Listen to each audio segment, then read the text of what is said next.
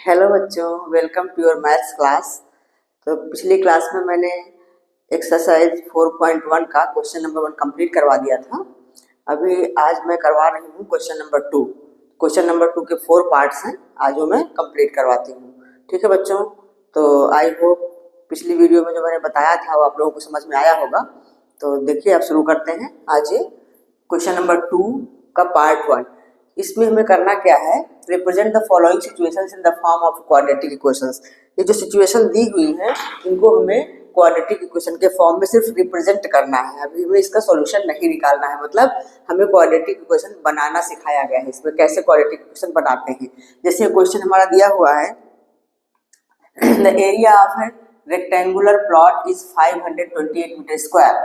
The length of the plot is one more than twice its breadth. तो we need to find the length and breadth of the plot.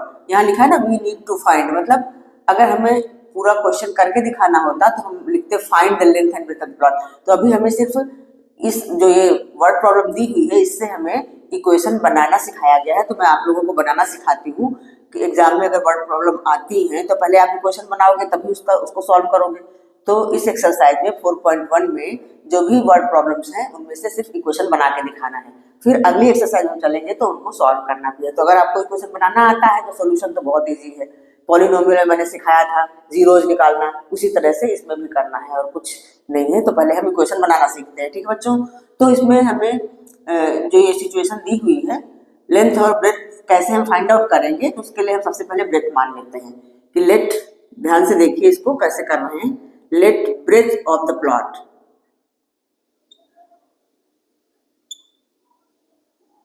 Breath मतलब चौड़ाई, breadth of the plot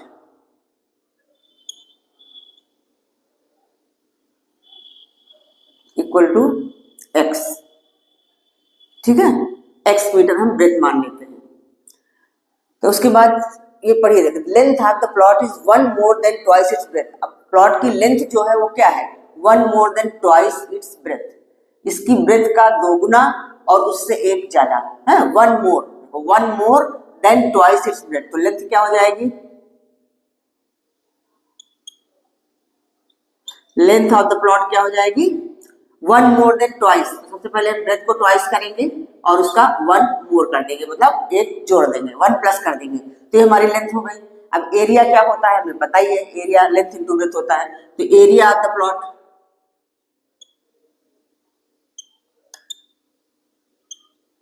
area of the plot क्या होता है, ये अच्छा area यहाँ पे गिवन है, ये हम लिख लेते हैं 528। ठीक है, और एरिया होता क्या है, लेंथ इंटू ब्रेथ। तो ब्रेथ इंटू लेंथ है, लेंथ इंटू ब्रेथ, तो हम इसको मल्टीप्लाई कर देते हैं x into 2x plus 1 equal to हो गया 528।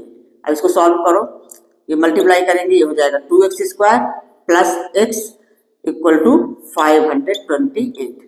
अभी 528 इस साइड आ जाएगा तो हमारा इक्वेशन बन जाएगा quadratic equation, 2x square plus x minus 528 equal to 0। ठीक है, तो ये हमारी सिचुएशन के हिसाब से इक्वेशन हमारा क्वाड्रेटिक इक्वेशन बन गया। अब इस क्वेश्चन में हमें सॉल्व करके नहीं दिखाना, बस इतना ही बना के छोड़ना है, इसलिए हम इसको यहीं तक छोड़ रहे हैं। ठीक है, फिर अगली एक्सरसाइज जब करेंगे तो इनको सॉल्व करके भी हम इस तरह के इक्वेशन बना के सॉल्व करके भी दिखाएंगे। ठीक है बच्चों, तो समझ में आया ये, ठीक है। तो अभी हमारा ये क्वेश्चन नंबर 2 का फर्स्ट पार्ट मैंने करके दिखा दिया है, अब हम सेकेंड पार्ट की ओर चलते हैं। ठीक है, हाँ तो देखिए बच्चों, ये क्वेश्चन नंबर 2 का सेकेंड पार्ट, क्वेश्चन में क्या बोला जा रहा है, the product of two consecutive integers is 306, we need to find the integers. मतलब दो इंटीजर्स हैं जो कि एक के बाद एक की है, कंसेक्यूटिव मतलब एक के बाद एक, जैसे हमारी नंबर्स 1 और 2 ये कंसेक्यूटिव इंटीजर्स हैं, ये 2 और 3 ये दोनों कंसेक्यूटिव इंटीजर्स, मतलब तो पहली जो स्मॉलर इंटीजर होती है उसमें 1 प्लस कर दे तो दूसरी वाली इंटीजर आ जाएगी। ठीक है, तो ये बात क्लियर हुई आपको। तो वही हम ले लेते हैं, लेट फर्स्ट कंसेक्यूटिव इंटीजर या स्मॉलर कंसेक्यूटिव इंटीजर, इस तरह से हम इसको लिखेंगे। तो लेट स्मॉलर इंटीजर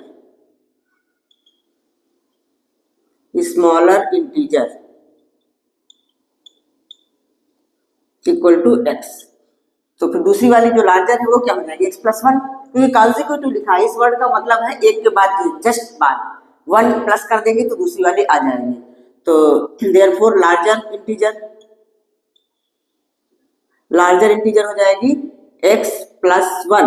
अब अकॉर्डिंग टू द प्रॉब्लम क्या बोल रहा है, product of two consecutive integers, तो अकॉर्डिंग टू द क्वेश्चन, ये अकॉर्डिंग टू द प्रॉब्लम ऐसे लिख सकते हो ATQ, according to the question product मतलब इन दोनों को मल्टीप्लाई करेंगे तो किसके इक्वल है, 306 के इक्वल। ठीक है, बस वेरी सिंपल, इसको मल्टीप्लाई कर लो, x² + x = 306। अब 306 माइनस में हो जाएगा इस साइड आके, -306 = 0।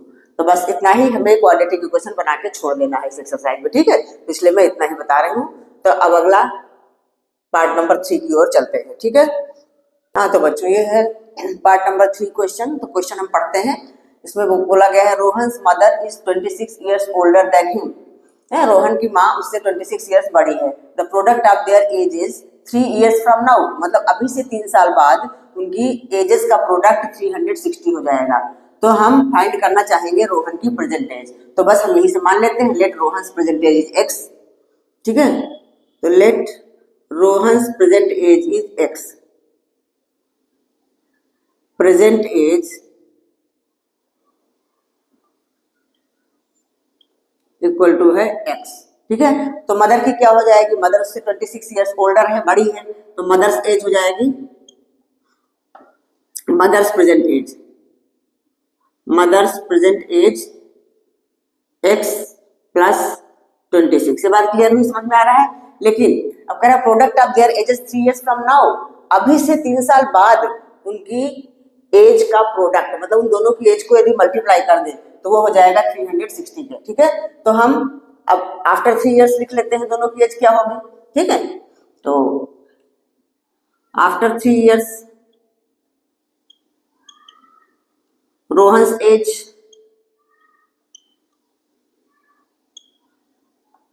क्या हो जाएगी, x + 3। ठीक है, क्लियर हुआ, x + 3। और मदर की एज क्या हो जाएगी 3 ईयर्स के बाद में,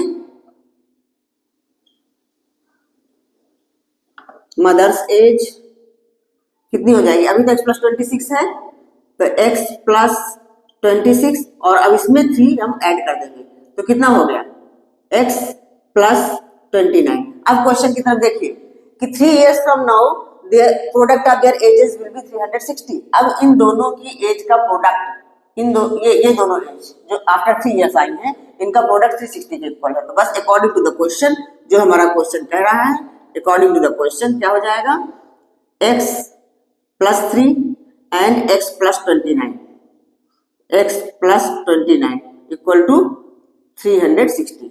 बस अब इसको मल्टीप्लाई कर लेते हैं, तो x को x से मल्टीप्लाई करेंगे, हो गया x², ये हो जाएगा +3x। अब x का काम खत्म, 29 ले लेते हैं, 29 को x से मल्टीप्लाई करते हैं तो हो जाएगा 29x। अच्छा, 29 को 3 से मल्टीप्लाई करते हैं, 3 9 27, कैरी ओवर 2, 3 2 6, 6 2 8, 87 = 360। ठीक है, इतनी बात क्लियर हुई। ठीक है, अब इसको हम आगे और सॉल्व कर लेते हैं।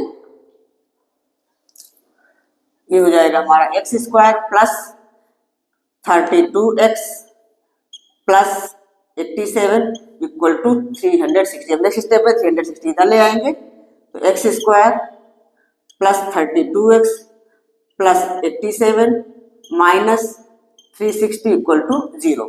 अभी इसमें 360 में से 87 हम माइनस कर लेंगे, बस हमारा हो जाएगा यही x² + 32x - 360 में से 87 माइनस करते हैं। देखो 10 में से 7 गया, इधर हुआ 3, 5, 15 में से 8, 7 और यहाँ 2, 273 = 0। मतलब हमारा ये आ गया क्वाड्रेटिक इक्वेशन। अब इसको अगर हम सॉल्व करेंगे तो इनकी एजेस भी आ जाएंगे, लेकिन अभी हमें सिर्फ ये इक्वेशन बनाने के लिए ही बोला गया है। ठीक है, तो x² + 32x - 273। तो हमारा ये पार्ट नंबर 3 भी हुआ।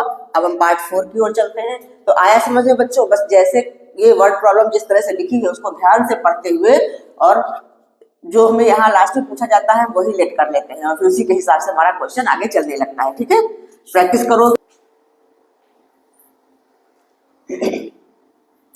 हाँ तो बच्चों, अब हम क्वेश्चन नंबर 2 के पार्ट नंबर 4 पे आ गए हैं। ठीक है, तो पहले हमें क्वेश्चन समझ लेते हैं क्या है। A train travels a distance of 480 kilometre at uniform speed, एक ट्रेन जो है 480 किलोमीटर की डिस्टेंस कवर करती है यूनिफॉर्म स्पीड से। If the speed had been 8 kilometre per hour less, अगर उसकी स्पीड 8 किलोमीटर पर आवर कम होती, it would have taken 3 hours more, तो ये 3 घंटे ज्यादा टाइम लेती उसी डिस्टेंस को कवर करने में। तो अब हमें we need to find the speed of the train, तो वही हम लिख रहे हैं कि let speed of the train be x kilometre per hour, और डिस्टेंस कवर्ड कितना है, डिस्टेंस कवर्ड दे रखा है इसमें, डिस्टेंस कवर्ड इक्वल टू है 480 किलोमीटर, ठीक है। तो अब इस डिस्टेंस को कवर करने में इसको टाइम कितना लगा, तो time taken by the train, ये टाइम टेकन इक्वल टू हो जाएगा डिस्टेंस अपॉन में स्पीड, ठीक है। ये हमारा एक सिचुएशन आया हुआ है। अच्छा, उसके बाद कह रहा है कि if speed had been 8 kilometre per hour less, तो if speed is 8 kilometre per hour less, तो तब स्पीड क्या हो जाएगी, if speed is less 8 kilometre per hour, तो देन स्पीड क्या हो जाएगी, न्यू स्पीड हो जाएगी x माइनस 8, ठीक है। अब इस न्यू स्पीड से इसका टाइम क्या होगा, नाउ टाइम टेकन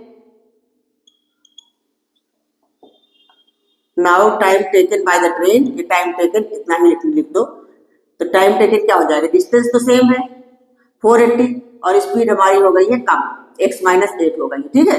ये समझ में आ रही है बात, स्पीड हो गई है x माइनस 8, तो ये हमारा टाइम हो गया। अब इस क्वेश्चन में क्या बोला जा रहा है कि अगर उसकी स्पीड कम होती है then it would have taken 3 hours more, तो ये 3 घंटे ज्यादा टाइम लेती, ठीक है, सेम डिस्टेंस को कवर करने में। तो बस अकॉर्डिंग टू द क्वेश्चन ये टाइम, स्पीड कम है तो ये टाइम ज्यादा है, तो इस टाइम में से अगर इस टाइम को हम माइनस करेंगे तो 3 आवर्स आना चाहिए। तो हमारा ऐसा ही क्वेश्चन बन जाएगा 480 upon x minus 8 minus 480 upon में x। ये स्पीड, टाइम और डिस्टेंस के क्वेश्चंस बहुत इंपॉर्टेंट हैं, ये आगे इनकी स्पीड निकालने के लिए जाएगा। अभी इस एक्सरसाइज में तो सिर्फ हमें इक्वेशन बनाना है, ठीक है। तो बनाना आप सीखोगे तभी इनका आंसर भी निकाल सकते हो। तो कितना आवर से 3 आवर्स। अब इसको हम सॉल्व कर लेते हैं। अब इन दोनों का एलसीएम हमारा हो जाएगा x और x माइनस 8, ठीक है। ऊपर अब इसका इससे मल्टीप्लाई होगा तो हो गया 480x। अच्छा, उसके बाद ये 480x का यहाँ पे या ऐसे लिख दो माइनस 480 और ब्रैकेट में x माइनस 8। अगले स्टेप में हम उसको सॉल्व करेंगे। ये हो गया, ठीक है। अच्छा, अब इसको मैं इधर कर लेते हैं। तो अब इसको हम सॉल्व कर लेते हैं। 480x माइनस, अब इसको मल्टीप्लाई करेंगे ब्रैकेट के अंदर, ये हो जाएगा 480x माइनस माइनस प्लस हो गया, प्लस 8 से इसको मल्टीप्लाई करेंगे, 8 0 जा 0, 8 8 जा 64, कैरी ओवर 6, 8 4 जा 32, 32 और 6 38, ये होगा कितना। अच्छा, नीचे इसके हैं हमारे पास, इसको भी मल्टीप्लाई कर लेते हैं हम, x square minus 8x equal to 3, ठीक है। अच्छा, यहाँ देखो 480x प्लस है, यहाँ 480x माइनस है, तो दोनों कैंसिल आउट हो जाएंगे। नेक्स्ट स्टेप हमारा ऐसा बनेगा, 3 का क्रॉस मल्टीप्लाई होगा यहाँ पर, ऐसे इस टाइप का बन जाएगा 3840 equal to 3x square minus 3 जा 24x, ये हो गया। अब इस नंबर को उधर ले जाएंगे तो माइनस हो जाएगी जाके, ठीक है, क्लियर। तो इस नंबर को हम उस साइड ले जाते हैं, मतलब उधर 0 कर देंगे, सीधा सीधा। पहले ये वाला लिख लेते हैं, 3x square minus 24x minus 3840 equal to 0, ये हमारा बन गया इक्वेशन। अभी थोड़ा सा ये देखो 3 से सारी नंबर्स डिविजिबल है, जिसको हम छोटा कर लेते हैं, ठीक है। वैसे इक्वेशन तो हमारा बन चुका है, तो 3 से डिवाइड करके छोटा कर लेते हैं। इसको 3 से डिवाइड किया था x स्क्वायर माइनस 8x और माइनस इसको 3 से डिवाइड करोगे 3 1 3, 3 2 जा 6, यहाँ से बचा 2, 24, 3 8 जा 24, 0 इक्वल टू 0। ये हमारा रिक्वायर्ड इक्वेशन हो गया, ठीक है। ठीक है बच्चों, क्लियर हुआ, आया समझ में। तो ये इक्वेशन बन गया। तो अभी हमें इस एक्सरसाइज में सिर्फ क्वाड्रेटिक इक्वेशन बनाना था, इसलिए हमने इक्वेशन बनाना सिखाया आप लोगों को वर्ड प्रॉब्लम से। अब नेक्स्ट एक्सरसाइज में हम चलेंगे तो वहाँ पर हमें वर्ड प्रॉब्लम जो मिलेंगी उनसे हमें ये जैसे स्पीड है और जो भी पूछा जाएगा सारा फाइंड आउट करना है। तो ठीक है बच्चों, अब आज ये वाला वीडियो यही एंड करती हूँ। उम्मीद है आप लोगों को अच्छा लगा होगा, समझ में आया होगा।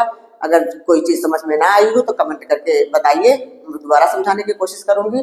ठीक है बच्चों, स्वस्थ रहिए, मस्त रहिए और खूब पढ़ते रहिए मन लगा करके। बाय बाय, अब मिलते हैं नेक्स्ट वीडियो में।